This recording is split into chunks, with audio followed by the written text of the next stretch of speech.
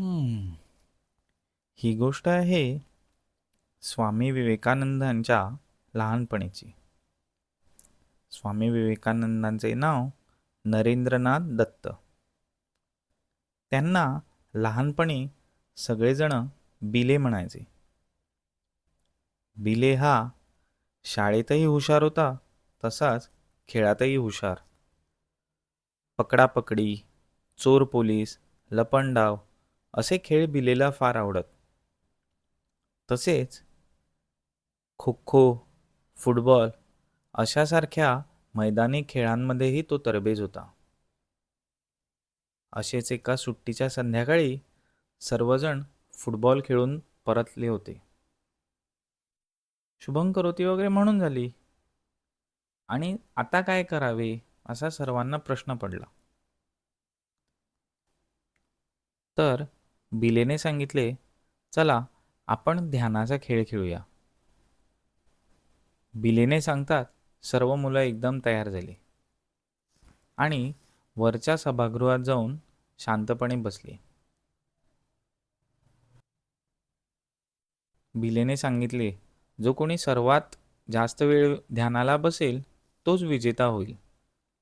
सगळेजण तयार झाले आणि डोळे बंद करून ध्यानाला सुरुवात केली. 1 मिनिट झाले, 2 मिनिट झाले, पण जास्त वेळ काही सगळ्यांना बसायला जमेना. त्यामुळे हळूहळू चुळबुळ सुरू झाली. कोणीतरी एक डोळा उघडून बघू लागला, कोणीतरी किलकिले डोळे करून बघू लागले आणि कोण पहिले उठतंय अशा सगळ्यांच्या नजरा सुरू झाल्या.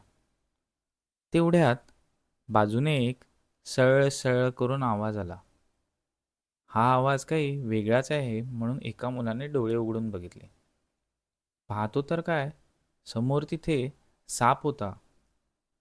साप साप, तो मुलगा ओरडला.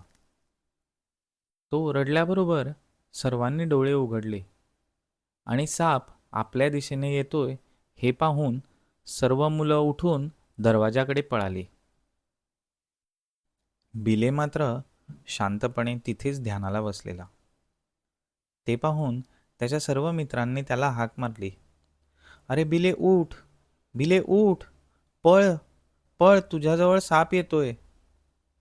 बिले काही हलला नाही. तो तिथेच शांतपणे बसून होता. तेवढ्यात सापाने तिथे फणा उद्गारला. फणा केलेला पाहून मुलं अजून जोराने ओरडली. अरे बिले उठ, उठ, साप आहे बघ समोर, उठ. बिले काही केल्या हल्ला नाही, पण तो साप मात्र शांतपणे तिथून निघून गेला.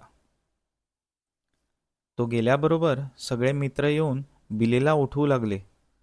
अरे बिले उठ, उठ. मुलांनी उठवल्यावर बिलेने डोळे उघडले आणि विचारले, अरे काय झाले? तर मित्रा सांगू लागले, तुझ्या शेजारी साप आला होता आणि त्याने फणा उद्गारला होता. बिले म्हणाला, अरे मला तर यातले काहीच नाही कळले. मग मुलं सांगू लागली, अरे हो, तो इकडून आला, त्याने फणा उद्गारला.